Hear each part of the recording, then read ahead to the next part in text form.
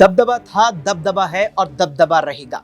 ये बोल थे कैसरगंज के पूर्व सांसद ब्रजभूषण शरण सिंह के, जब महिला पहलवानों के द्वारा उन पर यौन उत्पीड़न के गंभीर आरोप लगाए गए। लेकिन 2024 के आम चुनावों में भारतीय जनता पार्टी ने बड़ा फैसला लेते हुए उनका टिकट काट दिया और उनके बेटे करण भूषण सिंह को टिकट सौंप दिया। इस लिहाज से देखा जाए तो टिकट परिवार में ही रहा, लेकिन राजनीतिक औधाक बहुत ज्यादा घट चुका है। साल 2011 में डब्ल्यूएफआई के अध्यक्ष बने ब्रजभूषण शरण सिंह पर जिस प्रकार से 2023 में महिला पहलवानों ने गंभीर यौन उत्पीड़न के आरोप लगाए, उसके बाद विवाद इतना बढ़ा कि खेल मंत्रालय ने डब्ल्यूएफआई को ही बर्खास्त कर दिया और ब्रजभूषण के हाथों से यह अहम पद निकल गया। लेकिन अब राजनीतिक औधा क्या बचता है? राजनीतिक औदा यह बचता है कि ब्रजभूषण शरण सिंह के छोटे बेटे करण भूषण सिंह जो मौजूदा वक्त में सांसद हैं, हाल में ही यानी 10 दिन पहले ही कैसरगंज से सांसद चुने गए हैं, वो अभी महज सांसद ही है। यानी कि बेटे करण भूषण को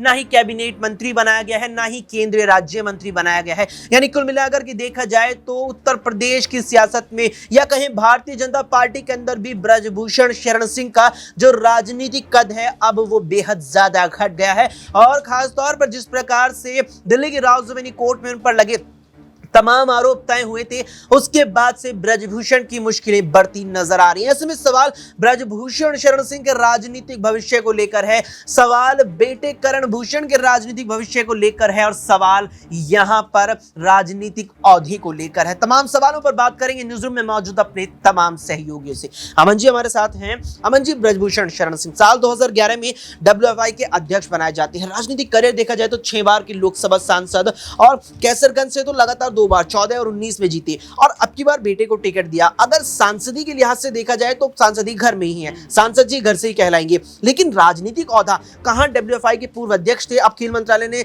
उस पूरे जो डब्ल्यूएफआई थी संस्था थी उसे ही बर्खास्त कर दिया और अब बेटे करण भूषण सिंह महज 240 में से एक सांसद है, कोई केंद्रीय राज्य मंत्री नहीं है, कोई केंद्रीय मंत्री नहीं है। क्या राजनीतिक औहदा घटा है और कैसे ब्रजभूषण के राजनीतिक भविष्य पर अब नकारात्मक प्रभाव पड़ेगा? देखिए, जाहिर सी बात है, क्योंकि भले ही बीजेपी ने कह सकते हैं कि जो उनकी पार्टी है, उनका जो कह सकते हैं कुनबा है एनडीए, उन्होंने सत्ता ज़रूर हासिल कर ली, लेकिन पद होने के बावजूद भी उनका जो कद है वो अब कमतर नज़र आता है। ऐसे में करण भूषण की स्थिति आने वाले दिनों में क्या कुछ होने वाली है, क्योंकि आपने सही कहा कि भले ही वो सांसद तो चुन लिए गए, लेकिन उसके बाद जिस तरह से उनको कह सकते हैं कि कोई पद मिलना चाहिए था या उनके मन में कोई ना कोई ख्वाहिश रही होगी कि इस तरह का कह सकते हैं कि मंत्रालय में भी मुझे कोई जगह मिले, मंत्रिमंडल में मुझे कोई जगह मिले, लेकिन वो भी उनको मिलता हुआ नज़र नहीं आ रहा। तो यानी कि आप ये देखिए, जीत कर भी कहीं ना कहीं जो करण भूषण है उनको साइडलाइन कर दिया गया। वहीं ब्रजभूषण की बात करें तो भले ही उनके दबदबे के चलते उनके बेटे को टिकट मिला हो, लेकिन जीत के बावजूद भी कई तरह के कह सकते हैं चीज़ों को लेकर कहीं ना कहीं दबाव में रहेंगे। और देखिए,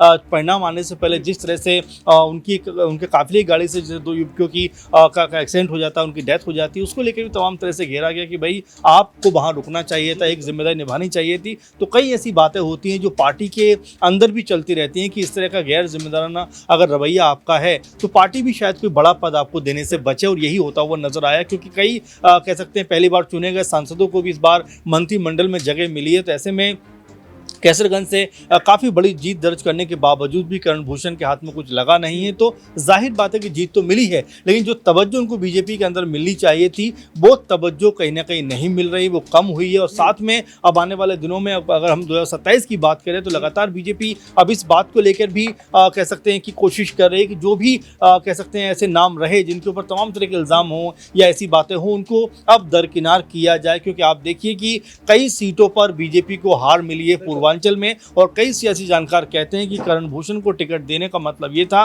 कि आरएसएस भी कहीं ना कहीं नाराज था। कुछ नामों का जिक्र आरएसएस ने किया था कि इनको टिकट नहीं मिलना चाहिए, लेकिन बीजेपी ने उन सब बातों को दरकिनार करते हुए टिकट दिया। तो मुझे लगता है आने वाले दिनों में जब 2027 के विधानसभा चुनाव होगा उसमें जो लिस्ट बनेगी तो उसमें बिल्कुल ये देखने को मिलेगा कि ब्रजभूषण का और करण भूषण का जो दबदबा है वो थोड़ा कम होता हुआ दिखाई पड़ेगा। बिल्कुल, यहाँ पर अब दबदबा कम होने की स्थिति आ चुकी है, लेकिन जो अब स्थिति ब्रजभूषण शरण सिंह और बेटे करण भूषण सिंह की बन रही है? क्या उसे लेकर ब्रजभूषण और खुद उनके बेटे भविष्य में समाजवादी पार्टी का वापसी से रुख कर सकते हैं? क्योंकि एक वक्त में यहां पर समाजवादी पार्टी का ब्रजभूषण शरण सिंह न केवल हिस्सा रहे हैं बल्कि भाजपा के खिलाफ जाकर के क्रॉस वोटिंग भी उन्होंने सदन में सपा के समर्थन में की हुई है। ऐसे में सवाल नाजमीन से रहेगा, नाजमीन क्या ब्रजभूषण का जो राजनीतिक औहदा बीजेपी में अब घटा है, खासतौर पर बीते एक साल में, क्या उसके बाद वो सपा का रुख कर सकते हैं? क्या बीजेपी से अब फिर दूरी बना सकते हैं? देखिए, भारतीय जनता पार्टी से केसरगंज से सांसद रहे ब्रजभूषण शरण सिंह और ऐसे में 2024 के लोकसभा चुनाव में उनके बेटे को ये जिम्मेदारियां सौंप दी जाती हैं। चुनाव उनके बेटे करण भूषण जीतते भी हैं,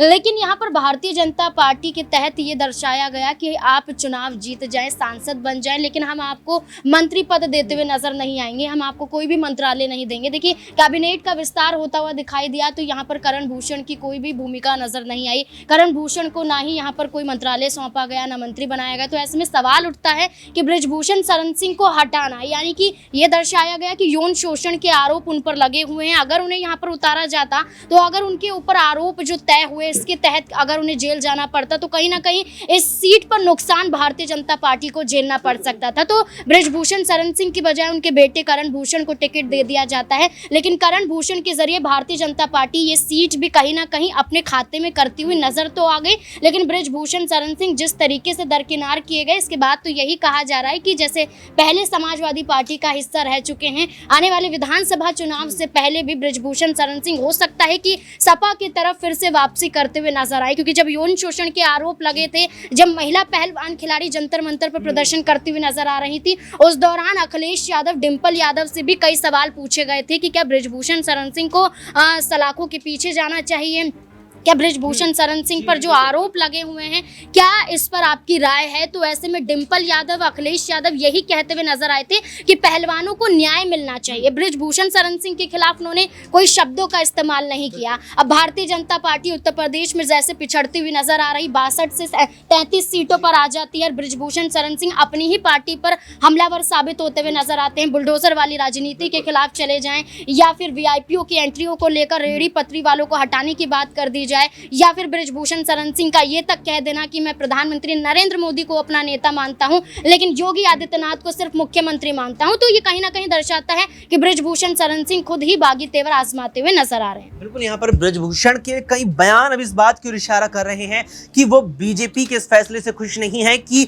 मेरा टिकट काटा। हालांकि टिकट बेटे को जरूर सौंपा, लेकिन जो राजनीतिक विरासत परिवार की बैठी है वो मुख्य रूप से ब्रजभूषण की रही है। दिनेश यहाँ पर सपा का समर्थन भी कर चुके हैं, सपा के साथ भी रह चुके हैं और राज्यसभा चुनावों के दौरान भी वो यहाँ पर जो है क्रॉस वोटिंग बीजेपी के खिलाफ जाकर सपा के समर्थन में कर चुके हैं एक बार। हालांकि वापसी यहाँ पर बीजेपी के लिए फिर की थी, लेकिन क्या अगर वो वापसी यहाँ पर अब की बार फिर समाजवादी पार्टी में करते हैं तो न केवल कैसरगंज बल्कि आसपास की जो विधानसभा क्षेत्र है वहां भी उनका अच्छा खासा राजनीतिक दबदबा माना जाता है, क्या वहां भी बीजेपी को नुकसान पहुंचा पाएंगे? देखिए अक्षय, मैं पहले ये जानकारी दुरुस्त कर दूं अपने तमाम दर्शकों तक कि 40 ऐसी विधानसभा सीटें हैं कैसरगंज और गोंडा के आसपास आने वाली, जहां पर ब्रजभूषण शरण सिंह का बड़ा सियासी आधार माना जाता है और लगातार इसकी चर्चाएं करते रहे हैं।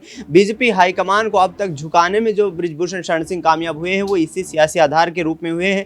पूरा परिवार देखा जाए तो उत्तर प्रदेश से लेकर के देश की राजनीति में सक्रिय है और एक तरीके से ब्रजभूषण शरण सिंह ने कहा है कि मैंने लगातार लोगों के साथ जब भी मेरे को मौका मिला है मैंने सेवा करने का काम किया। इसके साथ साथ आपने समाजवादी पार्टी का रुख करने की बात की तो अखिलेश यादव ने, मुझे याद है कि चुनाव से पहले एक प्रेस कॉन्फ्रेंस की थी और जिस वक्त तक 2 मई को मुझे वो तारीख याद है जब ब्रजभूषण शरण सिंह के बेटे या करण भूषण शरण सिंह जो है अपना चुनावी नामांकन दाखिल करके आए थे, उससे ठीक एक दिन पहले यानी कि 1 मई को उनको टिकट मिला था लोकसभा का। और उस वक्त तक ये गहमा गहमी थी कि यदि टिकट नहीं मिलती है तो क्या ब्रजभूषण शरण सिंह सपा में जाएंगे और तमाम जो है कहीं ना कहीं ये कयास लगाए जा रहे थे, कोशिशें की जा रही थी। समाजवादी पार्टी भी ये विचार कर रही थी कि यदि ब्रजभूषण शरण सिंह का टिकट भाजपा काटती है तो फिर समाजवादी पार्टी की तरफ वो रुख अवश्य करेंगे। और यहाँ पर देखा जाए तो कांग्रेस पार्टी ने यहाँ ब्रजभूषण शरण सिंह को लेकर से महिला पहलवानों का मामला हो या फिर WIFI के अध्यक्ष पद से हटाना हो, वे तमाम मामले यहाँ पर प्रियंका गांधी ने, कांग्रेस पार्टी ने मुखरता के साथ उठाए। लेकिन अक्षय, आपने देखा होगा कि समाजवादी पार्टी का जो इंटेंट था वो इतना हार्ड नहीं रहा ब्रजभूषण शरण सिंह को लेकर के, क्योंकि अखिलेश यादव जानते हैं उनका सियासी रुतबा क्या है, सियासी आधार क्या है और आगे आने वाले वक्त में यदि इस तरीके की परिस्थितियां यदि सामने आती हैं तो जाहिर तौर पर ब्रजभूषण शरण सिंह अपने राजनीतिक फायदे के लिए कोई भी कदम उठा सकते हैं। समाजवादी पार्टी के दरवाजे हमेशा के लिए उनके लिए खुले रहे हैं, यह अखिलेश यादव खुद दावा करते हुए नजर नजर आए हैं। अखिलेश भी दावा करते नजर आए हैं और जो आरोप ब्रजभूषण शरण सिंह पर महिला पहलवानों के लगाए गए थे उसे लेकर बीजेपी को तो कहीं ना कहीं अखिलेश घेरते नजर आए थे। उन्होंने महिला पहलवानों के लिए न्याय की मांग भी जरूर की थी, लेकिन ब्रजभूषण पर वो हमलावर रवैया अखिलेश का देखने को नहीं मिला, क्योंकि राजनीतिक औधा बेहद ही खासा यहां पर अच्छा खासा माना जाता है। लेकिन क्या जो अब ब्रजभूषण शरण सिंह का राजनीतिक औधा भाजपा में घटा है, जो कहीं ना कहीं सत्ता में उनकी जो भागीदारी रही है, चाहे मंत्री ना रहे हो पिछली सरकार में भी, लेकिन डब्ल्यूएफआई के पूर्व अध्यक्ष रहते हुए भी बड़ा उनका वाकई में यहां दबदबा नजर आता था, जो अब बेहद ही लगातार गिरता जा रहा है। कि इसके बाद ब्रजभूषण शरण सिंह भारतीय जनता पार्टी को एक बार फिर से छोड़कर के समाजवादी पार्टी का दामन थाम सकते हैं, और क्या भाजपा का खेल 2027 के विधानसभा चुनावों में बिगाड़ सकते हैं? इस पर क्या आपकी राय है, क्या मानना है? कमेंट बॉक्स में कमेंट करके जरूर बताएं। फिलहाल के लिए इतना ही। देश दुनिया की तमाम खबरों के लिए देखते रहें SPN9 न्यूज।